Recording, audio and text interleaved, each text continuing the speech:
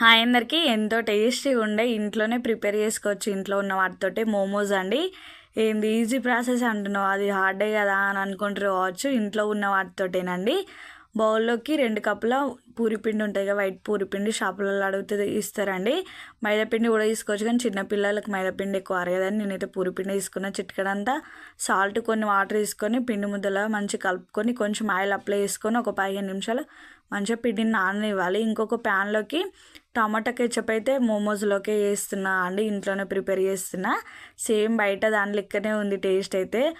ప్యాన్లో కొంచెం ఆయిల్ తీసుకొని ఎండుమిర్చి 2-3 టమాటాలు కూడా వేసుకొని కొంచెం సాల్ట్ వేసుకొని ఒక 5 నిమిషాలు మూత పెట్టి మంచిగా ఉడకనివ్వాలి.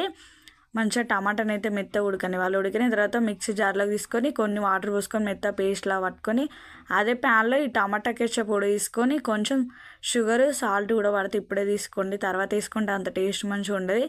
మంచిగా దగ్గరికి వచ్చాక ఒక 5 నిమిషాలు ఉడికిన తర్వాత మోమోస్ కోసం స్టఫింగ్కి ఇందులోనే ప్యాన్లో ఇంకొంచెం ఆయిల్ తీసుకొని ఆనియన్స్, పచ్చిమిర్చి కూడా వేసుకొని మంచిగా ఫ్రై అయినాక వెల్లుల్లి కూడా వేసుకోవాలి. ముందుగా తురుము పెట్టుకున్న క్యాబేజ్ తురుము, కొంచెం క్యారెట్ తురుము కూడా వేసుకొని ఒక 2 నిమిషాలు లేదా 5 నిమిషాలు మంచిగా ఫ్రై చేసుకోవాలి. స్లిమ్లోనే పెట్టి ఫ్రై చేసుకున్నాక ఒక 5 నిమిషాలు మూత పెట్టి మంచిగా ఉడకనివ్వాలి. ఉడికిన తర్వాత అందులోనే కొంచెం కొత్తిమీర ఆకు, కొంచెం రెడ్ చిల్లీ పౌడర్, కొంచెం సాల్ట్ కూడా వేసుకొని మంచిగా ఫ్రై అయినాక స్టవ్ ఆఫ్ చేసుకొని పక్కకు పెట్టుకోవాలి. ముందుగానే తడిపి పెట్టుకున్న పిండి ఉంటుంది కదా, ఆ పిండిని కూడా తీసుకొని ఒక 2 నిమిషాలు మంచిగా కలుపుకున్నాక చిన్న చిన్న ముద్దలా తీసుకొని పూరీ సైజు ఉంటుంది కదా, చిన్న సేమ్ పూరీ సైజే ఒత్తుకోవాలి. పొడి పిండి చల్లుకుంటూ సేమ్ మంచిగా పూరీలా చేసుకొని బాగా పలచగా కాకుండా పూరీలాగా కాకుండా కూడా నార్మల్ మీడియం సైజులా చేసుకోవాలి.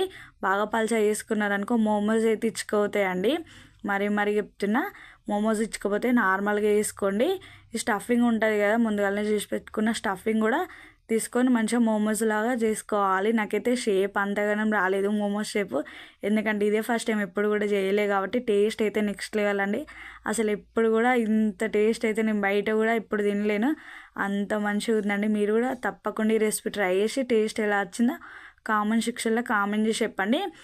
బౌల్లోకి కొన్ని వాటర్ తీసుకొని జల్లిగంట ఉంటాయి కదా, జల్లిగంప తీసుకొని దానికి కొంచెం ఆయిల్ అప్లై చేసుకొని మోమోస్ అన్నీ కూడా ఒకటి తర్వాత ఒకటి దాని మీద పెట్టుకోండి. అంటకుండా దానికి సపరేట్గా పెట్టండి. అంటుకుంటేనైతే కొంచెం ఇచ్చుకోయినట్టయితే మంచిగా అన్నీ పెట్టుకున్న తర్వాత నేనైతే 2 రకాల షేపులు చేసిన మోమోస్ అయితే చూడండి. ఒకటి వేరే షేప్, ఇంకొకటి ఒక రకంగా చేసిన, 2 కూడా ఒకటే టేస్ట్ వేయలేండి. మూత పెట్టి ఒక 15 నిమిషాలు 20 నిమిషాలు మంచిగా ఉడకనివ్వాలి. ఎంతో టేస్టీగా ఉండే మోమోస్ అయితే రెడీ అండి. ఎంత మంచిగా ఉడికినాయి కదా. ప్లీజ్ మన ఛానల్ని సబ్స్క్రైబ్ చేసుకోకపోతే సబ్స్క్రైబ్ చేసుకొని పక్కన ఉన్న బెల్లకి అయితే కొట్టండి, లైక్ చేయండి.